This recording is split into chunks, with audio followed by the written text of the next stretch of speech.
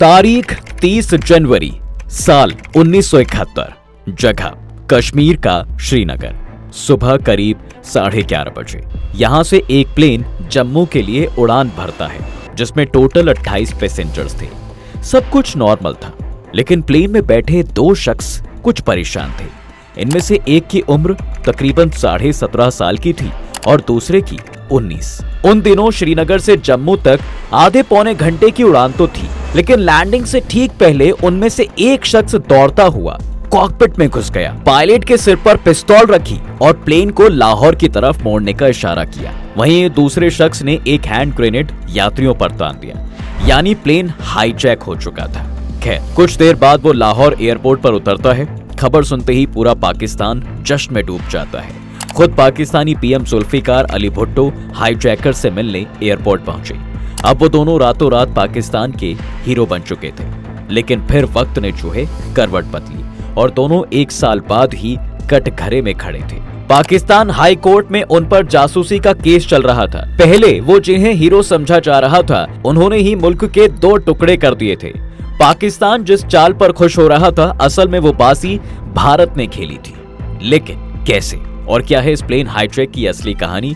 कैसे इसने पाकिस्तान के टुकड़े कर दिए और कौन थे वो 2 शख्स? आइए जानते हैं। कहानी की शुरुआत होती है 1970 से। उस वक्त ईस्ट पाकिस्तान में गृह युद्ध चल रहा था और बांग्ला बोलने वाले अलग देश यानी बांग्लादेश की मांग कर रहे थे। वहीं इधर पीओके के terrorist group national liberation front ने उन दिनों एक नया टेररिस्ट ग्रुप बनाया था। उस ग्रुप का नाम था अल फतह। इसके लोगों ने जम्मू कश्मीर में अपना आतंक फैला रखा था। वहां की जनता और पुलिस दोनों इनकी हरकतों से परेशान थी। इस परेशानी से निपटने के लिए उन्होंने भारतीय खुफिया एजेंसी रॉ और आईबी का सहारा लिया और उनकी हेल्प से इस ग्रुप के 36 आतंकवादियों को दबोच लिया गया।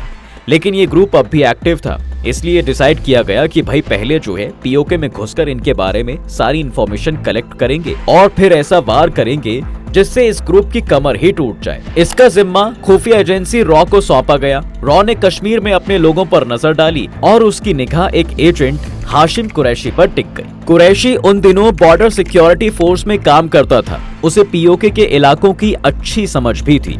रॉ ने कुरैशी को तैयार किया। उसका काम था अल फतह में घुसकर उससे जुड़ी इंफॉर्मेशन कलेक्ट करना, वो भी इतनी खुफिया तरीके से कि पाकिस्तान की हवा को भी भनक ना लगे। प्लानिंग के अकॉर्डिंग कुरैशी पीओके तो पहुंचा, लेकिन अफसोस पाकिस्तान की खुफिया एजेंसी आईएसआई को उसकी भनक लग गई। आईएसआई ने कुरैशी पर डोरे डाले और उसका मन बदल गया। वो आईएसआई के पाले में चला गया। इसके बाद कुरैशी की हेल्प से आईएसआई ने एक खतरनाक प्लान बनाया। प्लान के अकॉर्डिंग पाकिस्तान एयरफोर्स के एक पायलट ने कुरैशी को विमान चलाने और उसे हाईजैक करने की ट्रेनिंग दी। उसे बताया गया कि पायलट कहां बैठता है, कॉकपिट में पायलट को कंट्रोल कैसे करना है और प्लेन में बैठे यात्रियों से कैसे डील करनी है। इसके अलावा हाशिम कुरैशी को हैंड ग्रेनेड चलाने और बम बनाने की भी ट्रेनिंग दी गई। आईएसआई का प्लान ये था कि भाई कुरैशी की हेल्प से उस प्लेन को हाईजैक किया जाए, जिसे प्रधानमंत्री इंदिरा गांधी के बेटे राजीव गांधी उड़ाने वाले थे। दरअसल उन दिनों Rajiv Gandhi as a pilot Srinagar आते रहते थे। खबरें थी कि 30 जनवरी वो फिर से श्रीनगर आ रहे हैं, इसलिए उन्होंने हाईजैकिंग के लिए 30 जनवरी का ही दिन चुना। ट्रेनिंग पूरा करने के बाद कुरैशी को भारत भेजा गया, लेकिन भारत की इंटेलिजेंस एजेंसियों को इसकी भनक लग गई और उसने हाशिम कुरैशी को दबोच लिया। उसके कब्जे से हैंड ग्रेनेड और एक पिस्तौल बरामद की गई। पूछताछ के दौरान उसने आईएसआई का प्लान उगल दिया। मामला सीरियस था, इसलिए इमीडिएटली इसकी इंफॉर्मेशन बीएसएफ और रॉ के टॉप ऑफिसर्स को दी गई। इसके बाद अब रॉ ने चाल चली। चाल पाकिस्तान को उसके ही खेल में मात देने की। इस बार रॉ ने कुरैशी को तोड़ लिया। साम दाम का समय तो बीत चुका था, तो दंड भेद का सहारा लिया गया। कुरैशी से कहा गया कि भाई जो कुछ वो सीख कर आया है वही काम उसे करना है, लेकिन भारत के लिए। और अगर वो ऐसा नहीं करेगा तो जेल की सजा उसका इंतजार कर रही है और ये भी हो सकता है कि उससे पहले ही वो अपनी जान से हाथ धो बैठे। कुरैशी के पास रॉ की बात मानने के सिवा कोई चारा नहीं था। इस प्लान में कुरैशी के चचेरे भाई अशरफ कुरैशी को भी शामिल किया गया। दोनों से कहा गया कि उन्हें श्रीनगर से जम्मू जाने वाला इंडियन एयरलाइंस का प्लेन हाईजैक करना है और उसे लाहौर ले जाना है और लाहौर एयरपोर्ट पहुंचते ही सबसे पहले पीएम जुल्फिकार अली भुट्टो को बुलाना है। ऐसा इसलिए ताकि दुनिया के सामने साबित हो जाए कि भाई प्लेन को पाकिस्तान के कहने पर ही हाईजैक किया गया है। अब इसके बाद उन्हें अल फतह के उन 36 आतंकवादियों की रिहाई की मांग करनी थी जो भारत की जेलों में बंद थे। प्लान सेट करने के बाद रॉ ने इंडियन एयरलाइंस का एक प्लेन इस ऑपरेशन के लिए चुना। वो एक फोकर फ्रेंडशिप विमान था जिसका नाम था गंगा। पूरे प्लान को सीक्रेट रखने के लिए हाशिम को बैंगलोर में रखा जाता है। प्लेन हाईजैक करने के लिए 30 जनवरी 1971 की तारीख डिसाइड हुई। प्लान के अकॉर्डिंग कुरैशी और उसका साथी अशरफ एयरपोर्ट पहुंचे। अशरफ के पास एक ब्रीफकेस था जिसमें नकली हैंड ग्रेनेड और एक पिस्तौल थी। वो आसानी से इन सामानों के साथ विमान में चढ़ गया क्योंकि उस वक्त प्लेन में चढ़ते टाइम कोई खास चेकिंग नहीं होती थी। सब कुछ प्लान के अकॉर्डिंग था, सिर्फ एक चीज को छोड़कर, राजीव गांधी उस प्लेन में नहीं थे। किसी रीजन से उनकी जगह कैप्टन MK काचरो प्लेन उड़ाने वाले थे। खैर, उन दोनों को मिलाकर प्लेन में टोटल 28 पैसेंजर्स थे।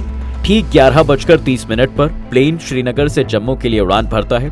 क्योंकि दोनों के बीच की दूरी आधे पौने घंटे की ही थी, इसलिए एयर होस्टेस ने टेक ऑफ के 20 मिनट बाद ही अनाउंसमेंट की, यात्री अपनी सीट बेल्ट बांध लें, विमान जल्द ही जम्मू में उतरने वाला है। तभी हाशिम कुरैशी तेजी से दौड़कर कॉकपिट में घुस गए और जाकर विमान के कैप्टन MK काचरो की कनपट्टी पर पिस्तौल तान दी। कुरैशी ने प्लेन को लाहौर की तरफ डाइवर्ट करने का इशारा किया। उधर लाहौर में जैसे ही ये सूचना मिलती है कि प्लेन को POK के नेशनल लिबरेशन फ्रंट के लोगों ने हाईजैक किया है, वो फौरन प्लेन को लैंड करने की परमिशन दे देते हैं। पाकिस्तानी PM जुल्फिकार अली भुट्टो खुद हाईजैकर से लाहौर एयरपोर्ट पहुंचते हैं मिलने के लिए और उन्हें शाबाशी दी।